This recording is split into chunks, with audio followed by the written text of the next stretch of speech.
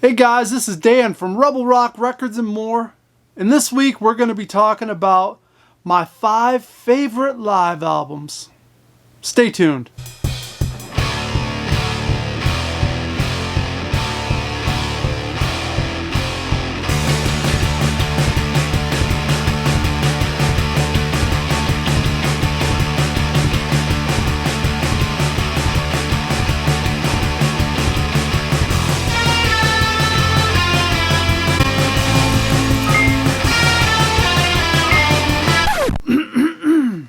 So when I think about live albums, I think about how a live performance can be better than some album versions of songs, right? That's what we always think. We want to hear different things. Maybe we love raw music, right? We'd like to hear the imperfections.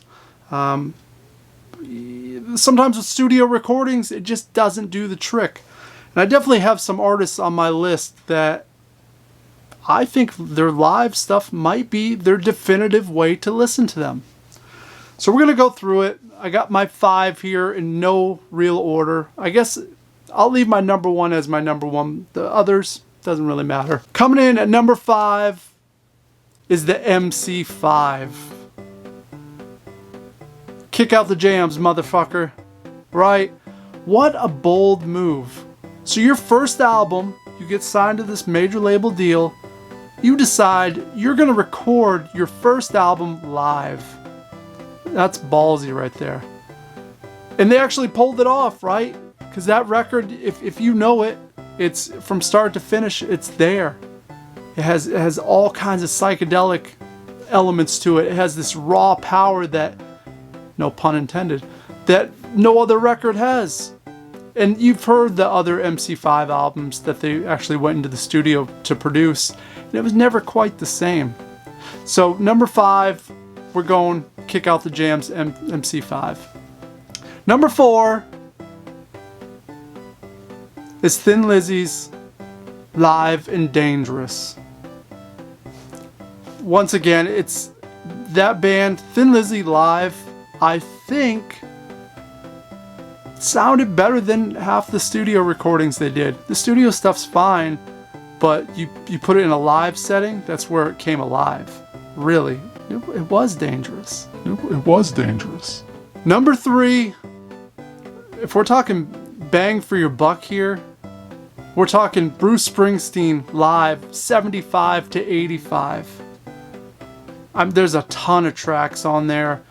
You have stuff that was unreleased that he only did live, which is always a bonus, right? When you think about a live album. Because the Night that he wrote for Patti Smith, he did his version there. So it's fantastic. And really, 75 to 85 is the Springsteen that you really, really need to have. I've listened to it on many car rides. I love Springsteen. And he's another one, live. You cannot beat it. The energy and passion that he brings. So number 3, Springsteen live, 75 to 85. Number 2 is kind of a different one. This could have been tied. This probably is tied for my number 1. It is Bob Dylan's Hard Rain.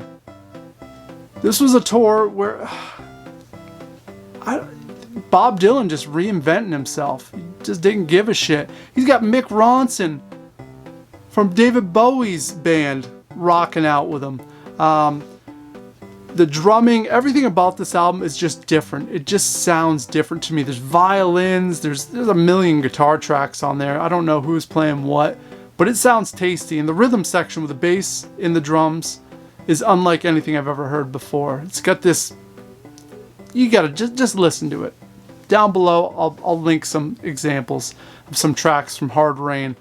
It's a must-have for live albums and for Bob Dylan fans.